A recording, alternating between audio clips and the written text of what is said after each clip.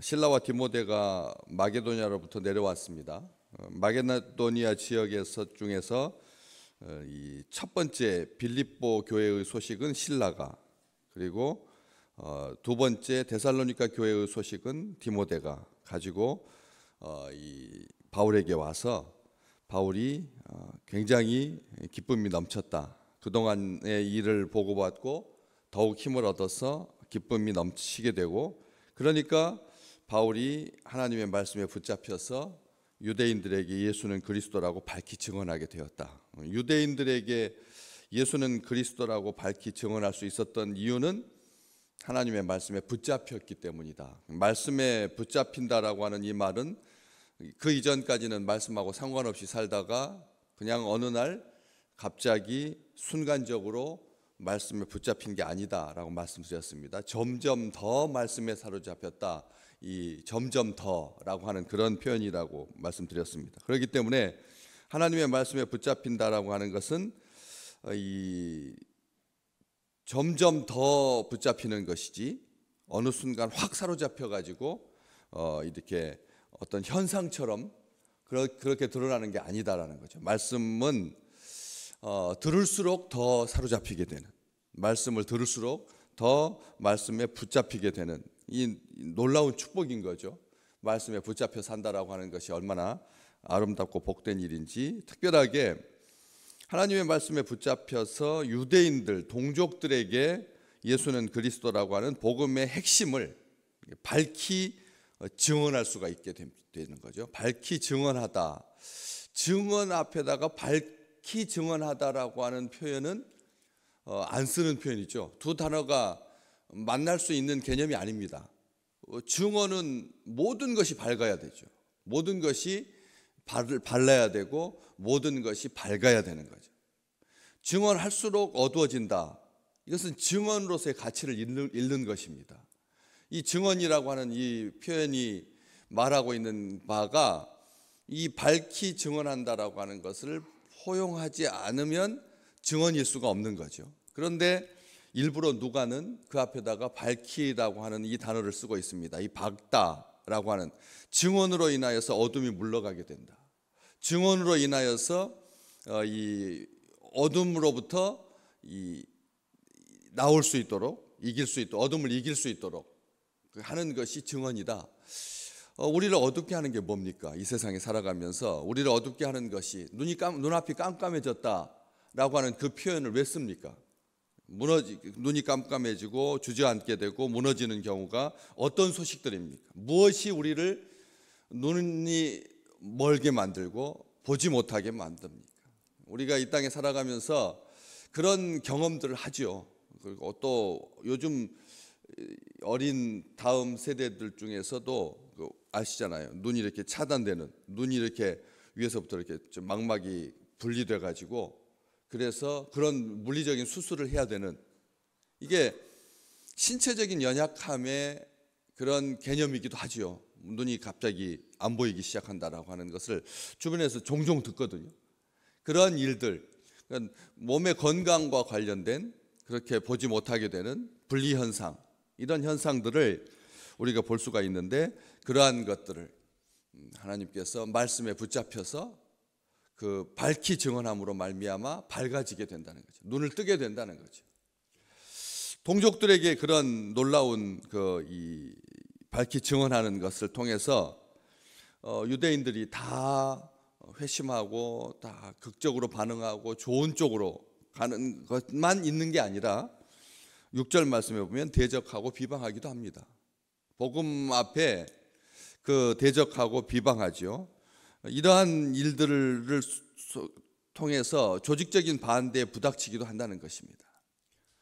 복음을 밝히 증언하면 이 어둠의 세력들이 방해하고 대적하는 그런 일들도 있지만, 그럼에도 불구하고 한 사람을 우리는 기억하는 거죠. 오늘 본 말씀 7절 말씀에 있는 것처럼 디도 유스도라고 하는 이방인 그리스도인, 디도 유스도라고 하는 이방인 그리스도인을 만나게 되는데, 그 집에 머물면서 말씀을 가르치고 복음을 위하여 동역하고 함께 수고할 수 있는 사람을 또 하나님께서 만나게 해주신다는 거죠.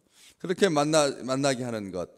그래서 하나님의 말씀에 붙잡힌다라고 하는 말씀은 하나님께 맡긴다라고 하는 그런 의미입니다. 말씀에 붙잡혔다라고 하는 말이 날마다 성경책 들고 다니면서 말씀 읽다가 기둥에 부닥치기도 하고 뭐 구덩이에 빠지기도 하는 그런 몰입을 말하는 게 아니라는 거죠. 말씀에 붙잡혔다라고 하는 것은 하나님께 철저히 맡겼다는 거죠. 말씀에 붙잡혔다라고 하는 것은 말씀이 나를 주관하고 말씀이 나를 인도하고 말씀이 나를 보호하고 말씀이 어떤 대적에게도 마음이 상하지 아니하도록 상처받지 아니하도록 말씀이 나의 보호막이 되고 말씀이 나의 의의 옷이 되고 말씀이 의의 날개가 되어서 이렇게 하나님께서 인도하시는 모든 것들 가운데 행할 수 있도록 하시는 것이 말씀에 붙잡히는 것이지 말씀만 책만 들고 다니는 그런 개념이 아니라는 거죠. 복음의 회방자를 위하여 기도할 수 있도록 하나님께서 그 마음을 움직여 주셨기 때문에 로마서에 보면 바울이 우리 동족에게 친척을 위하여서 고륙을 위하여서 내가 그리스도에게서 끊어질지라도 저주를 받아서 끊어질지라도 그들이 구원받고 그들이 말씀대로 살고 하나님의 백성으로 사는 것을 원합니다 라고 로마 교회에 편지했던 것처럼 이 하나님께 말씀에 붙잡혔다라고 하는 말은 철저하게 하나님께 맡기는 거죠. 겉으로 보기에는 옷을 털면서 너희 피가 너희 머리로 돌아갈 것이요 나는 깨끗하다 이후에는 이방인에게로 갈 거다 라고 하는 그 말이 진심이 아니었다 제가 말씀을 드렸습니다. 그 말씀 속에서는 이 동족들로 하여금 속에서부터 질투나게 해서 그래서 더 하나님의 말씀 앞에 나올 수 있도록 하려고 하는 그런 마음이 간절했다는 것이죠. 그래서 그렇게 기도한 것이고, 그렇지만 더 이상 이제 회당에서는 예수는 그리스도라고 밝히 증언할 수 있는 기회가 없어지게 되는 것처럼 보입니다. 왜냐하면 그런 상황 앞에서 바울이 믿어달라고 사정하거나 애걸복걸하지 않기 때문에 그렇습니다. 너희가 말씀의 이 놀라운 충만한 세계를 하나님의 복음의 그 은총을 거부한다면 이 어떤 상황이 벌어지게 되는지를 잘 알고 있었기 때문에 바울이 믿어달라고 막 애걸복걸하거나 사정하지 않습니다. 그 회당 옆으로 생각지도 못한 은혜의 자리로 우리 주님께서 또 인도해 주시기 때문에 그런 것이죠. 여기 참 놀라운 일입니다. 하나님께서 놀라운 일을 행하시는 거죠. 7절 말씀, 거기서 옮겨 하나님을 경외하는 디도 유스더라고 하는 사람의 집에 들어갔는데 그 집이 회당 옆이었다. 아주 공교롭게도 하나님께서 그렇게 아주 이게 하나님의 유머입니다. 하나님의 미소인 거죠. 하나님이 그런 것 개의치 않는다는 것이죠. 하나님을 대적하고 하나님의 사람을 비방하는 것에 대해서 하나님께서 그것을 문제 삼아서 그것으로 인하여서 하던 일을 멈추거나 포기하지 않으신다는 거죠. 하나님은 자기 계획을 가지고 하나님의 계획을 가지고 선한 계획을 가지고 하나님께서 그렇게 인도하시는데 회당 옆에 하나님께서 인도하시는 것을 보게 됩니다. 하나님께서 하시는 일이 참으로 놀랍다라고 하는 것을 알 수가 있습니다.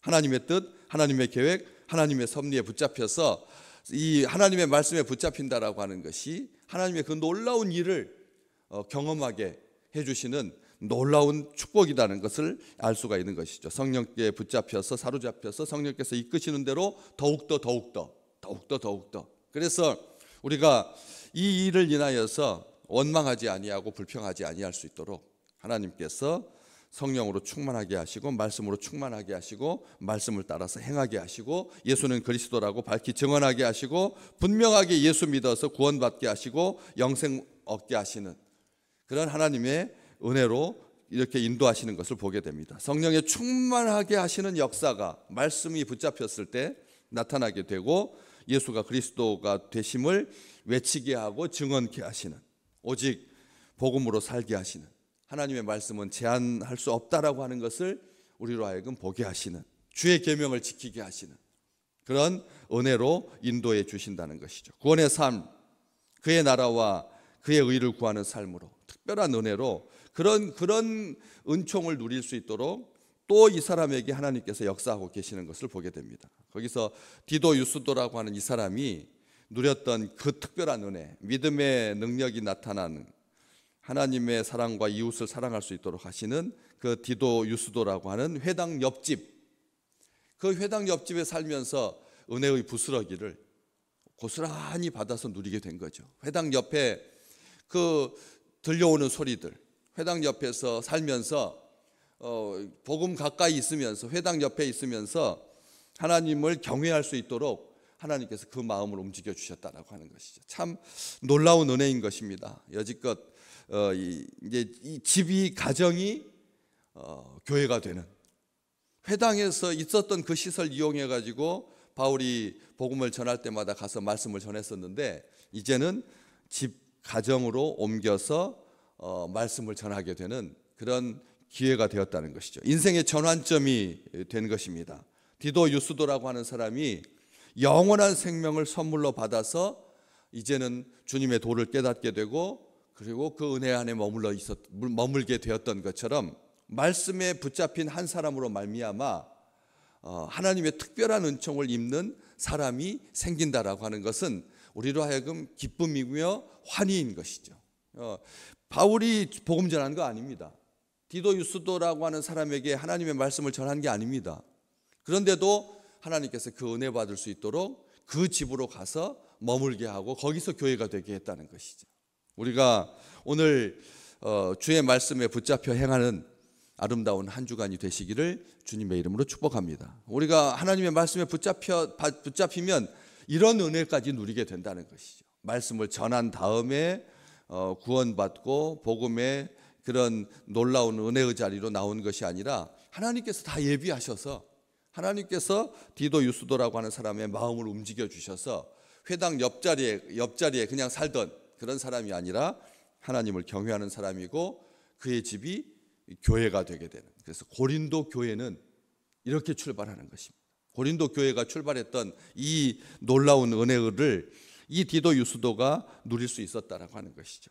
그러면서 8절 말씀에 보면 회당장 그리스도가 온 집안과 더불어서 주를 믿게 되고, 수많은 고린도 사람도 듣고 믿어서 세례를 받게 되는 그 출발점이 바로 회당 옆에 살고 있던 디도 유스도라고 하는 하나님을 경외하는 그 사람으로 말미암았던 것처럼, 그래서 10절 말씀에 보면 바울이 환상을 보게 되는 거죠. 그래서 내가 너와 함께 있음에 어떤 사람도 너를 대적하여 해롭게 할 자가 없을 것이니 이는 이 성 중에 내 백성이 많음이라 라고 하는 하나님의 직접적인 음성을 듣게 되고, 두려움 없이 침묵하지 아니하고 담대히 복음을 전할 수 있었던 것처럼, 말씀에 붙잡힌다라고 하는 것이 얼마나 큰 은혜인지를 우리가 알 수가 있는 것이죠. 예수는 그리스도라, 구세주다, 메시아다, 나의 주인이다, 나의 생명이다, 그렇게 밝히 증언하게 된다.